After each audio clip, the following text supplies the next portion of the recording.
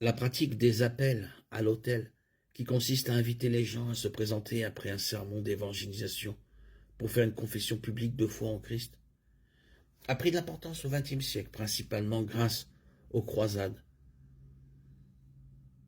Également connus sous le nom de système d'invitation, les appels à l'autel sont régulièrement pratiqués dans le cadre de certains services religieux, en particulier dans de nombreuses confessions baptistes et autres églises évangéliques où les appels à l'autel font partie intégrante des services.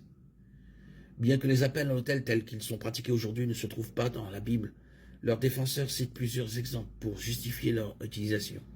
Tout d'abord, le Christ a appelé chacun de ses disciples en public, leur disant « Suivez-moi ». Matthieu 4, 19, 9, 9. Et il s'attendait à ce qu'ils répondent immédiatement, ce qu'ils ont fait. Jésus exigeait une identification extérieure à lui de la part de ceux qui allaient devenir ses disciples. Bien sûr, le problème de Judas, qui a également répondu publiquement en laissant sa vie derrière lui et en suivant Jésus, est que la réponse de Judas n'était pas synonyme de salut.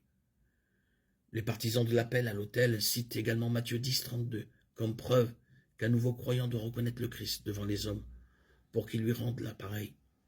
Appeler des gens devant une arène ou une église revient certainement à reconnaître devant les hommes qu'une décision a été prise. La question est de savoir si cette décision est réellement motivée par une repentance et une foi sincère, ou s'il s'agit d'une réponse émotionnelle à des stimuli extérieurs, tels qu'une musique enflammée, des supplications sincères venant de la chair, ou un désir de suivre la foule. Romains 19 dit clairement que le véritable salut ne vient pas d'une croyance sincère, qui se traduira ensuite par une confession verbale de cette foi. Tout comme la prière du pécheur, les appels à l'autel peuvent être une expression extérieure d'une repentance et d'une foi sincère en Christ.